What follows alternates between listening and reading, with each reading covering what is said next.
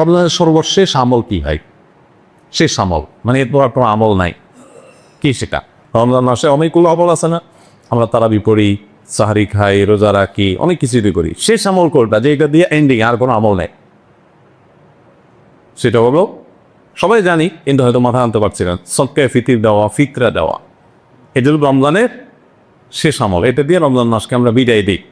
অন্য অর্থে এটাকে বলতে পারে যে রমজানের পরের প্রথম আমল বলতে পারে, কারণ এটা শুরু হয় মূলত শাওয়ালের চাঁদ দেখা গেলে।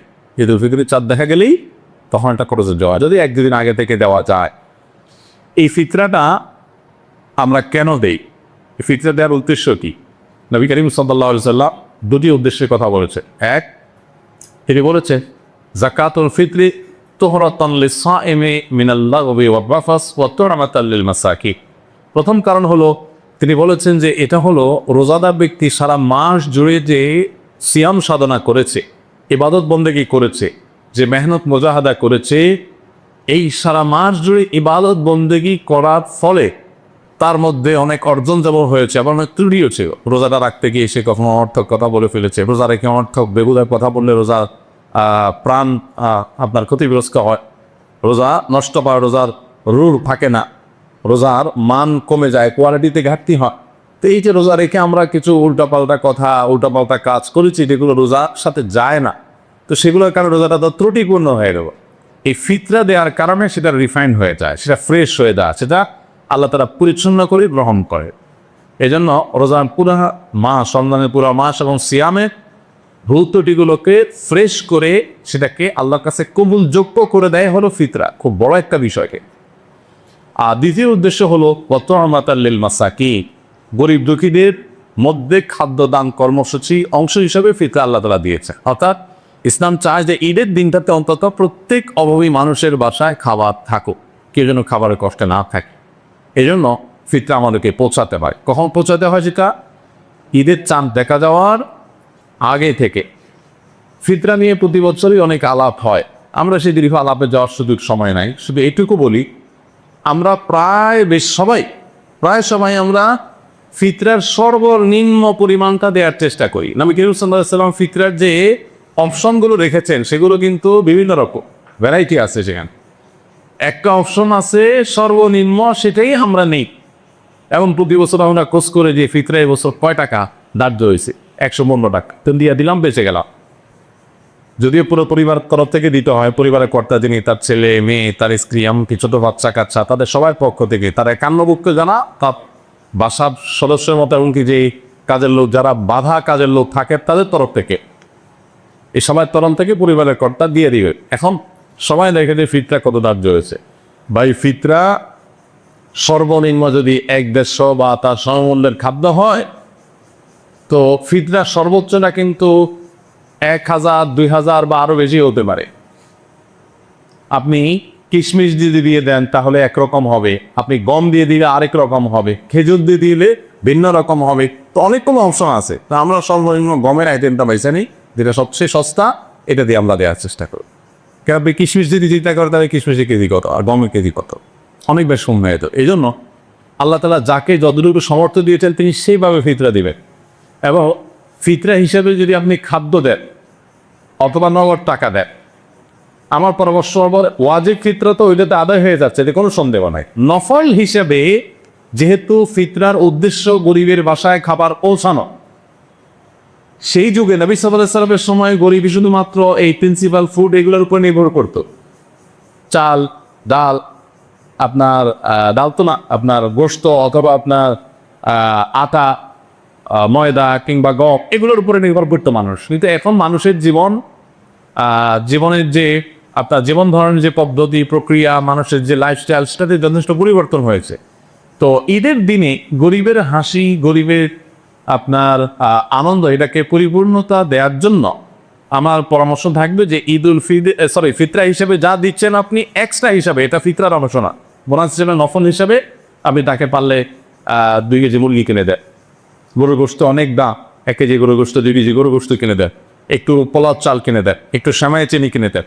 আমি প্রতি বছর এই কাজটা করি আলহামদুলিল্লাহ। ফিতরা চা করা এর বাইরেই একটা গরিব পরিবারের ঈদের আনন্দ হওয়ার জন্য বা সাথে ভালো খাবার দাবার প্রস্তুত করার জন্য যা যা দরকার তার প্যাকেজ একটা প্যাকেট তাদের বাসায় পৌঁছে দেন, তাহলে তাদের আনন্দটা 16 গুণে পরিপূর্ণ হবে ইনশাআল্লাহ। এটা আমরা করতে পারি। বিশেষ করে দ্রব্যমূল্যের ঊর্ধ্বগতির এই সময়ে অনেক মানুষ যারা আমাদের কাছে মুখ ফুটে বলতে পারছে না, অনেক কষ্টে আছে। আমরা কল্পনা করতে পারছি না যে এই মানুষটা খাবারের কষ্টে আছে। এরকম অনেক ফ্যামিলি আপনার আশেপাশে আছে, আপনি খোঁজখবর নিলেই দেখবেন। রমাদানের শেষের দিকে এসে দানের পরিমাণটাও বাড়ানো দরকার। তারই অংশ হিসাবে আমরা ফিতরাটার পাশাপাশি আরও বিভিন্ন খাদ্য আইটেমগুলো গরিবের পাশা, বিশেষ করে ছোটো বাচ্চা কাচ্চা থাকে, তাদের জন্য ঈদের একটু কাপড় চোপড় পাঠায় দেয়। তাদের আনন্দ যে কত বেশি হবে সেটা হয়তো আপনি লাখ টাকা দান করে কোনো সময় সেটা অর্জন হবে না। সবসময় নগদ টাকা দান করলে সব বেশি হয় তা কিন্তু না। আমি সৌদি আরবে দেখেছি কিছু মানুষকে, সেখানে অদ্ভুত মানে নেকামলের প্রতিযোগিতাকারী মানুষদেরকে দেখতাম, যেটা মানে কল্পনা করা যায় যে মানুষ কত ভালো কাজের জন্য খোঁজে।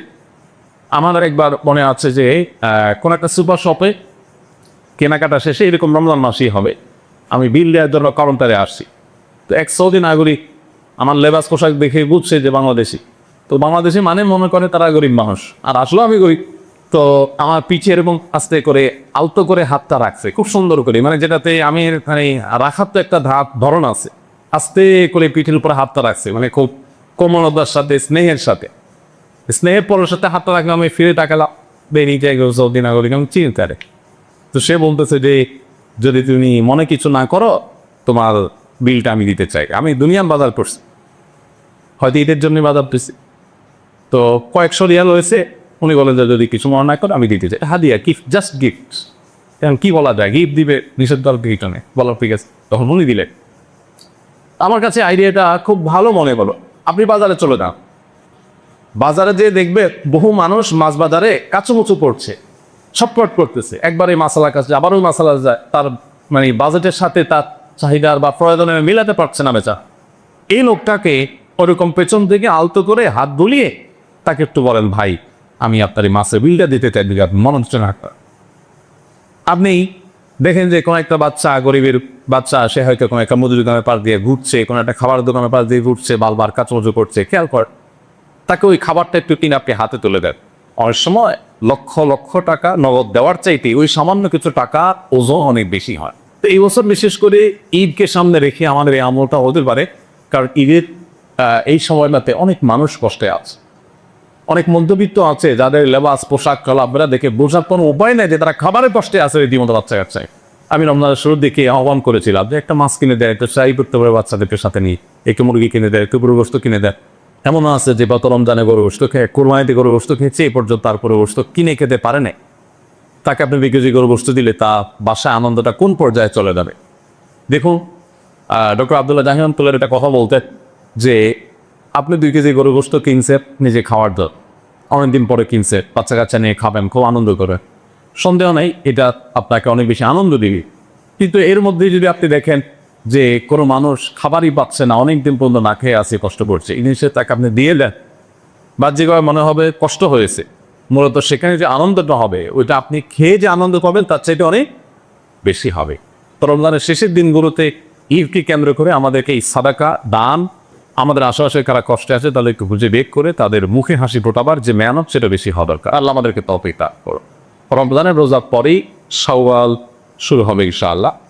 শাওয়াল মাসে যদি আমরা 6টা নফল রোজা রাখি, নবী রাসূলুল্লাহ সাল্লাল্লাহু আলাইহি ওয়াসাল্লাম বলেছেন কানা কাসিয়ামিদ দাহার, সারা বছর রোজা রাখা সওয়াব পাওয়া যাবে। কোনো গবেষক এটাকে এইভাবে বের করেছেন যে রমজান সাধারণত 30 হয়, 29 হতে পারে, সর্বোচ্চ 30। তো 30 দিনের দিকে হয় সর্বোচ্চ। সো 30 রোজায় আমরা 30 দিন রোজা রাখলাম, আর শাওয়ালে 6 দিন রাখলাম, তাহলে কয়টা হলো? 36। আল্লাহ সুবহানাহু ওয়া তাআলা নেক আমলকে 10 গুণ বাড়িয়ে দেয়, কখনো কখনো আরও কম বেশি করে। তো 10 গুণ সাধারণত আল্লাহ তাআলা বাড়িয়ে দেয়। সেই হিসাবে রমজানের 30-এর সাথে শুধু আর 6টা রোজা যদি প্লাস করি, তাহলে আল্লাহ সুবহানাহু ওয়া তাআলা থেকে বাড়িয়ে 360 সারা বছর রোজা রাখার সব দান করেন। তো এই সুযোগটা আমাদের জন্য কারোর হাতছাড়া না হয়। সবাই ঈদের 1-2 দিন পর থেকে শুরু করবে ইনশাআল্লাহ এই রোজাগুলো রাখার। আল্লাহ আমাদের সবাইকে তৌফিক দান করুন। আর রমজান শেষে আমাদের অনেকেরই কোরআন বন্ধ হয়ে যাবে, টুপিটা ভাঁজবে, পকেটে ঢুকে যাবে, আমাদের মসজিদে আসা থেমে যাবে, অনেকের এরকম হবে। আল্লাহ সুবহানাহু ওয়া তাআলা বলেছে ওয়াবুদ রাব্বাকা হাত্তা ইয়াতিয়াকাল ইয়াকিন, তুমি তোমার রবের ইবাদত করো কতক্ষণ পর্যন্ত? রমজান মাস শেষ হওয়া পর্যন্ত, নাকি? যে রমজান শেষ হওয়া পর্যন্ত ইবাদত কর, এটা বলছেন আল্লাহ তাআলা। আল্লাহ বলেছেন ওয়াবুদ রাব্বাকা হাত্তা ইয়াতিয়াকাল ইয়াকিন। ইয়াকিন মানে এখানে মৃত্যু। মৃত্যু আসার আগ পর্যন্ত তুমি ইবাদত করতে থাকো। এখানে কোনো রেস্ট করার সুযোগ নেই। আপনি কোরআনে কারিমে দেখবেন আল্লাহ সুবহানাহু ওয়া তাআলা তার রাসূলকে বলেছে যে ইন্না লাকা ফিন-নাহারি সাবহান তাওয়ীলা, হে রাসূল, রাতে আপনাকে দীর্ঘ সাঁতার কাটতে হয়। আল্লাহ বলছেন তার রাসূলকে যে দিনে আপনাকে দীর্ঘ সাঁতরাতে হয়, দীর্ঘ পথ পাড়ি দিতে হয় সাঁতার কেটে। মুফাসসিরগণ বলেছেন যে সাঁতার কাটার কথা আল্লাহ তাআলা কেন বললেন? নবী সাল্লাল্লাহু আলাইহি সাল্লাম ছিলেন যেখানে, সে মক্কায় তো আমাদের মধ্যে নদীমাতৃক জায়গা তো মক্কা না, যে সকাল বিকাল মানুষ সাঁতার কাটে, মানুষ নদীতে ডুব দেয়, গোসল করে, খাল বিল আছে, নদী নালা আছে, এরকম জায়গা না। সেখানে আল্লাহ তাআলা কেন বললেন যে দিনে আপনাকে সাঁতার কাটতে হয়? আল্লাহ বলতে পারতেন যে দিনে আপনাকে অনেক পথ, মরুভূমির পথ পাড়ি দিতে হয়, এটা বললেন অ্যাপ্রোপ্রিয়েট প্রথম মনে হয়। কিন্তু আল্লাহ বললেন সাঁতার কাটার কথা, কারণ কি? মুফাসসিরগণ বলেছেন এর কারণ হলো সাঁতার কাটা এমন একটা কাজ, এখানে কোনো বিরতির সুযোগ নেই। অন্য সব যাত্রায় বিরতির অপশন আছে, কিন্তু সাঁতার কাটা কি নেই? আপনি সাঁতার কাটতে কাটতে যদি মাঝপথে চিন্তা করেন যে না আমার তো একটু ঘুম পাচ্ছে, একটু ঘুমাইনি, তারপর আবার সাঁতার শুরু করুন, সুযোগ আছে? নাই। যদি বলেন না আমি আজকে লাঞ্চটা এখনো করি নাই, তো মাঝপথে যাই একটু লাঞ্চটা ডিব্বাটা নিয়ে গেছেন সাথে একটু খুলে খাই দেয়, তারপর আবার সাঁতার কাটবে, অপশন আছে কোনো? নাই। ইমানদারের ডিউটি হলো সাঁতার কাটা মতো। মৃত্যুর আগ পর্যন্ত কোনো অপশন নাই। 5 ওয়াক্ত নামাজ পড়তে উঠতে হাঁপায় গেছে, ঠিক আছে 4 দিন 5 দিন গ্যাপ দিলাম, সুযোগ আছে? নাই। সাঁতার কাটা মতো নন স্টপ করতে হয়। আরবের একজন স্কলার খুব চমৎকার একটা কথা বলেছেন। তিনি বলেছেন যারা রমজান মাসের ইবাদত করে, আবার খেয়াল করি শব্দের দিকে, যারা রমজান মাসকে পুজো করে, মাসের পুজো করে, আল্লাহ না, রমজান মাস অনেক মর্যাদাপূর্ণ মাস, মাসকে যারা পুজো করে, মাসকে যারা ইবাদত করে, উপাসনা করে, তাদের রমজান কোরআন ইবাদত করার প্রশ্নই ওঠে না। কেন করবে? রমজান শেষ, তাদের দুর্ভিক্ষে রোগে যাবে, নামাজ হাত পড়বে না, কোরআন হাত ধরবে না, এটাই স্বাভাবিক হওয়া উচিত। কারণ সে যাকে পুজো করতো সে নাই, কেন আর পুজো করবে? রমজান শেষ, তার ইবাদত শেষ। এটা হলো তার কথা যে রমজান মাসকে পুজো করে, রমজান মাসের উপাসনা করে। এখন কি আপনি রমজান মাসের উপাসনা করেন না আল্লাহর উপাসনা করেন? তো আল্লাহ তো এখনো ছিলেন, রমজানেও ছিলেন, রমজান করেও আছেন। আল্লাহ নির্দেশ আগেও ছিল, রমজান করেও থাকবে। বরং রমজানটাকে যদি আমরা ট্রেনিং সেশন বলি, রমজানের পরে তো আসল কাজ শুরু হবে। আপনি ট্রেনিং নিছেন আর কাজ করেন না, তো এই ট্রেনিংয়ের কি মূল্য হতে পারে? এই জন্য ভাইরা আমার, রমজানের ইবাদতের ধারা যাতে কোনোভাবে বন্ধ না হয়। আমরা রমজানে যে কয়েক তেলাওয়াত করেছি, নামাজ করেছি, রোজা রেখেছি, এগুলো আল্লাহর কাছে কবুল হয়েছে কিনা এটা নিশ্চিত হওয়ার কোনো উপায় না থাকলেও এটার আলামত আছে। অনেক ওলামা একরাম, অনেক স্কলারগণ, অনেক গবেষকগণ বলেছেন যে কোনো ইবাদত আল্লাহর কাছে কবুল হওয়া একটা আলামত, নিশ্চিত কোনো গ্যারান্টি না থাকলেও আলামত, পূর্বাভাস বা নিদর্শন হলো সেই কাজটা কন্টিনিউয়াসলি করতে বা দ্বিতীয় দুবার করতে বা। আমি এটাকে আমার মতো করে বোঝানোর জন্য বলি যে আমাদের দেশে একসময় হাল খাতা ছিল, এখন তো উঠে গেছে এগুলা। হাল খাতার সিস্টেম কি? আপনি আগের বছরের দেনাদায় সব পরিশোধ করে দিবেন, করার পর আপনাকে জিলাপি মিষ্টি এগুলা খাওয়ানোর পর দোকানদার নতুন করে ওই মজলিসেই যদি আপনি আবার বাকি চান, আপনাকে 1000 টাকা আবার কিন্তু বাকি দেয়। দেয় কি দেয় না? আর হাল খাতার দিন যদি কেউ এসে দাঁত বের করে বলে যে ভাই আমি তো আসলে টাকা জোগাড় করতে পারি নাই, তো দিয়ে দেবো, সমস্যা নাই, আমাকে আরো কিছু দেন। কি বলেন? হালখাতার যে কালচার, যারা দেখছেন মুরব্বীরা জানেন, আমাদের বাড়ি যারা একদম ইয়াংরা দেখেন আজকাল হালখাতা নাই, তো হালখাতার যে কালচার, সেই কালচারটা একটু মিলানোর চেষ্টা করুন তো দেখি। হালখাতার কালচারটা হলো ভাই কোনো কাহিনী নাই, আজকে তুমি সব টাকা শোধ করো, এরপরে 3 রোল টাকা দরকার হলে বাকি নাও, কিন্তু আজকে সব শোধ করতে হবে। শোধ করা ছাড়া কোনো কাহিনী। তো নতুন করে মানুষ বাকি পায় কখন? যখন আগেগুলো সে ক্লিয়ার করে। ঠিক একইভাবে কোনো আমল, এটা যদি আপনি একবার করার পর আবারও করার তৌফিক পান, কন্টিনিউয়াসলি করার তৌফিক পান, তাহলে আল্লাহ যদি সুধারণা করতে পারেন আল্লাহ বোধ আমার আগেরটা কবুল করেছেন, যার কারণে নতুন করে আমাকে তৌফিক দিয়েছে। এই জন্য ভাই, আপনার রমজান ইবাদত বন্দেগী কবুল হওয়া আলামত হলো রমজানের করে আপনি সেটাকে ধরে রাখতে পারলেন কিনা। যদি দেখেন যে না ধরে রাখতে পারেন নাই, তাহলে যথেষ্ট চিন্তা করার সুযোগ আছে। আল্লাহ তো আমাদের সবাইকে রমজানের পর রমজানের ইবাদতের ধারাকে ধরে রাখার তৌফিক দান করুন। 3টি ধারাকে ধরে রাখার জন্য আমি অনুরোধ করবো রমজানের কয়ে। নাম্বার 1, 5 ওয়াক্ত নামাজ। অনেকেই মাশাআল্লাহ রমজান মাসে খুব গুরুত্বের সাথে করেছে। রমজানের পরে এটা যাতে কোনোভাবে না ছুটি, বড় আরো ক্লিয়ার সুন্দরভাবে পড়া যায়, আরো সময় নিয়ে পড়া যায়, সেই চেষ্টাটা আমরা করবো ইনশাআল্লাহ। এই একটা কাজ আপনি অন্তত করেন। আর দ্বিতীয়ত হলো কোরআনে কারীমের তেলাওয়াত। আমরা তারাবিতে শুনেছি আলহামদুলিল্লাহ। রমজান পরে কোরআনটা আমরা একটু পড়ার চেষ্টা করি। বছর জুড়ে কোরআন পড়ার জন্য আমরা আসুন্নাহ ফাউন্ডেশন থেকে একটা নতুন প্রোগ্রামের ঘোষণা আগামীকালকে ইনশাআল্লাহ অফিসিয়ালি দেব। সেটা হলো যে কোরআন বর্ষ, অর্থাৎ শুধু রমজানে নয়, আসুন বছর জুড়ে কোরআন চর্চা করি। এই স্লোগান সামনে রেখে কোরআন বর্ষ আমরা ঘোষণা করছি। আগামীকালকে সেটা ইনশাআল্লাহ পাবলিকলি ঘোষণা হবে। সেখানে আমরা 15 লক্ষ টাকার পুরস্কারের বিশাল আয়োজন রাখছি। 3টা শুধু ওমরার ব্যবস্থা রাখছি। কেউ চাইলে 3 জন মানুষকে আমরা ওমরা করাবো। কি করতে হবে? কিছুই করতে হবে না, শুধু সারা বছর কোরআন পড়তে হবে। বাস, কোরআন করলে প্রতি 2 মাস পর 6 পারা থেকে আমরা প্রশ্ন করব। কোনো তাফসীর থেকে প্রশ্ন হবে না, একদম সাদামাটা প্রশ্ন ইয়া থেকে, আয়াত থেকে। তবে আলেমদের জন্য এটা প্রযোজ্য না, আলেমরা একদম অংশ করতে পারবে না, তাহলে সাধারণ মানুষ কি চাই যাবে। তো যাই হোক, এই আয়োজনের সাথে আপনি সামিল হয়ে যেতে পারেন। তাহলে একটু ছিল আপনার সারা বছর কোরআন চর্চা হয়ে যেতে পারে। অথবা আপনার মতো আপনি করতে পারেন, কোরআনটাকে আপনি সাথে রাখেন। দেখেন, কোরআন এমন একটা বিষয় যে সুবহানাল্লাহ, মানুষ যখন প্রচণ্ড নিঃসঙ্গ হয়ে যাবে, একাকিত্ব অনুভব করবে কবরে হাসরে, একটা জিনিস মানুষের সুখ কাছে থাকবে, তার নাম হলো কোরআন। কেউ থাকবে না সে। আল্লাহ বলেছেন ইয়াউমা ইয়াফিরুল মারউ মিন আখিহি ওয়া উম্মিহি ওয়া আবিহি ওয়া সাহিবাতিহি ওয়া বানি। সেদিন মানুষ নিজের ভাইকে দেখে পালাবে, বাপ মাকে দেখে পালাবে, চিন্তা করা যায় না। সন্তানকে দেখে বাবা পালাবে, যে না জানে আজকে কিছু চেয়ে বসে, ইয়ানফসি করে সবাই সবাইকে দেখে পলায়ন করবে। একটি জিনিস আপনার কাছে খুব কাছাকাছি থাকবে, সেটার নাম হলো কোরআন। নবী সাল্লাল্লাহু আলাইহি ওয়াসাল্লাম বলেছেন আসিয়াম ওয়াল কোরআন ইয়াশফাউল আবদ। রোজা এবং কোরআন, এই দুইটা আমল আল্লাহর কাছে কিয়ামতের সুপারিশ করে বলবে।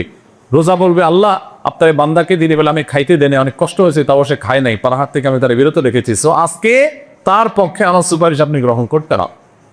কোরআন বলবে, আল্লাহ রাতে তাকে আমি ঘুমাইতে দেই নাই, আমাকে নিয়ে এসে বসেছিল, তেলাওয়াত করেছিল, সো আজকে তার সুপারিশ গ্রহণ করতে হবে। এবং জাহান্নাম থেকে মুক্তি আদায় করে ছাড়বে, কোরআনের সাথে সংশ্লিষ্টতা আপনার সেই লেভেলে হয়। এই জন্য ভাই, শুধু রমজানে নয়, আসুন বছর জুড়ে কোরআনকে আমরা তেলাওয়াত করি। দিনে একটা সময় ফিক্স করি, একটু 5 আয়াত 10 আয়াত করে হোক, আধা পৃষ্ঠা করে হোক, আপনি নিয়মিত কোরআন তেলাওয়াত করেন এবং বুঝে বুঝে করতে পারলে আর অনেক বেশি ভালো হয়। আল্লাহ আমাদেরকে তৌফিক দান করো। আর 3 নম্বর যেটা বলছিলাম যে রমজানের পরে ধরে রাখার চেষ্টা করলে ভালো হয়, সেটা হলো সিয়ামের শিক্ষা। শিক্ষা নিয়ে লম্বা চড়া কথা বলার সুযোগ নেই, আমি শুধু এটুকু বলি, সিয়াম কিন্তু আমাদের সাথে কথা বলে, একটা বার্তা দেয়। কি বলে? সিয়াম মানে হলো বিরত থাকা। সিয়াম শব্দের অর্থ কি? পৃথিবীতে যত অপরাধ হয় সাধারণত খুন্নিবৃত্তি এবং যৌনবৃত্তির কারণে হয়। যৌনবৃত্তি এবং খুন্নিবৃত্তির কারণে পৃথিবীর ম্যাক্সিমাম খুন খারাপি যা হয়, এগুলো সবগুলো মূলত এই দুটোর কারণে হয়। আর সিয়াম, রোজা রেখে কিন্তু এই দুটাকেই কন্ট্রোল করার শিক্ষা ইসলাম দিয়েছে। সো সিয়াম কিন্তু আমাদেরকে বলে যে রমজানের পরেও তুমি আল্লাহর ভয়ে, যে তুমি পানাহার বর্জন করেছ, যৌনাচার বর্জন করেছ, সে আল্লাহর ভয়ে তুমি সুদ, ঘুষ, হারাম, বিভিন্ন অন্যায় অনাচার, সেগুলোকে বর্জন করতে হবে। এই সিয়ামের শিক্ষাটা যেন আমার মাথায় থাকে রমজানের পরেও, এটা যে আমরা ধরে রাখতে পারি, তাহলে ইনশাল্লাহ পুরো রমজানের ইবাদত সাধনা আশা করা যায় সার্থক এবং সফল। আল্লাহ আমাদের সবাইকে তৌফিক দান করুন। ভাইরা আমার, সেই সাথে ঈদের সুন্নাহগুলো আমি শুধু কয়েকটা বলে যাই। ঈদের 10টি সুন্নাহ ঈদুল ফিতরের, এর ভিতরে 1 নম্বর সুন্নাহ হলো ঈদের দিন আগে আগে ঘুম থেকে ওঠা, ফজর নামাজ জামাতের সাথে পড়া। কিন্তু অবাক করা বিষয় হলো, সারা বাংলাদেশের সমস্ত জায়গার চিত্র হলো সারা বছরে ফজর নামাজে মসজিদে মুসল্লি সবচেয়ে কম হয় ঈদের দিন। ফজর নামাজে মসজিদে সবচেয়ে কম মুসল্লি কোন দিন? কারণ সারা রাত ধরে চান রাতে যে উৎসব করতে করতে, ফুর্তি করতে করতে পুরস্কার নেওয়ার ব্যস্ততা করার সুযোগ পায়নি, ওরকম অবস্থা হয়। এটা যেন না হয় ভাই, ঈদের দিনে একটা গুরুত্বপূর্ণ সুন্নাহ এটা। এবং সেই সাথে ঈদগাহে আগে আগে আসা, আগে আগে উঠা, ফজর নামাজ জামাতের সাথে করে মওলানা মসজিদে, এরপরে ঈদগাহে আগে আগে আসা। আর দ্বিতীয়ত হলো গোসল করা, উত্তম রূপে গোসল করা। তৃতীয়ত হলো সুগন্ধি ব্যবহার করা, মেসওয়াক করা। চতুর্থত 5 নম্বর হলো উত্তম কাপড় পরা, নতুন কাপড় পরা না। কি কাপড় পরা? উত্তম পোশাক পরা। নতুন পরা জরুরি না, যা আছে, যেগুলো আছে এর মধ্যে সবচেয়ে বেটার আপনি পরবেন। এবং 6 নম্বর আমল হলো আপনার ঈদগাহে যাওয়ার আগে একটু খেজুর খেয়ে নেওয়া। একটু খেজুর খেয়ে, বা খেজুর না থাকলেও মিষ্টান্ন জাতীয় কিছু খেয়ে যাওয়া। এটা ঈদুল ফিতর, ঈদুল আজহা সেটা না। 7 নম্বর সুন্নাহ হলো তাকবীর বলতে থাকা। ঈদের চাঁদ দেখা যাওয়ার পর থেকেই আল্লাহু আকবার, আল্লাহু আকবার, লা ইলাহা ইল্লাল্লাহ, আল্লাহু আকবার, আল্লাহু আকবার, ওয়ালিল্লাহিল হামদ। মিডল ইস্টে, বিশেষ করে সৌদি আরবের একটা কালচার খুবই ভালো লাগে। দেখা যায় যে জিলহজের প্রথম দশক আসলে আপনি রাস্তাঘাটে বুঝলে, মানে হাঁটলে, এমনকি দোকানপাটে যেখানে যাবেন, তাকবীর বিভিন্ন ডিভাইসে তারা একটু ভলিউম বাড়িয়ে দিয়ে সেটা বাজায় রাখছে। মানে বিভিন্ন বাড়ির পাশ দিয়ে দেখা যায় বাইরের গেটের ওখানে একটা ছোট সাউন্ড বক্স রেখে দিয়েছে, ওখানে তাকবীর চলতেছে 24 আওয়ার্স। খুব বিরক্তিকর সুরে না, মানে বিরক্তিকর ভলিউমে না, এতটা ভলিউমে যে কারো কষ্টের কারণ না হয়, মৃদু ভলিউম বলতে পারি কিছুটা। আমি দেখেছি বিভিন্ন বাইরের গেট এরকম ছোট ছোট ইয়ে লাগা রাখছে এবং বাঁচতেছে। কত সুন্দর একটা কালচার। আমাদের ঈদ আছে, এটা বোঝা যায় হলো গানের আওয়াজ শুনলে, তাই না? পুরা মহল্লার চতুর্পাশে ঝাঁকা নাকা দোল দাঁড়াক্কা গান আওয়াজ শুনলে আমরা বুঝি যে কি আছে, ঈদ আছে। আর তাদের ঈদ বোঝা যায় কিসের আওয়াজে? তাকবীরের আওয়াজে। তো আমরা তাকবীর দিতে থাকি, বিশেষ করে ঈদের চাঁদ ওঠার পর থেকে নিয়ে একবার ঈদের নামাজ পড়তে যাওয়া, ঈদগাহে যাওয়া পর্যন্ত এই পুরো সময়টাতে উচ্চস্বরে আমরা উচ্চস্বরে বলতে অন্যকে স্মরণ করাবার জন্য, এইগুলো আজহাদে বলে তো উচ্চস্বরে পড়তে হয়, এই দেখি রবে, কিন্তু আমরা অন্যকে স্মরণ করাবার উদ্দেশ্যে আমরা এত তাকবীর পড়তে থাকবো ইনশাআল্লাহ। 8 নম্বর আমল হলো আপনি ঈদগাহে পায়ে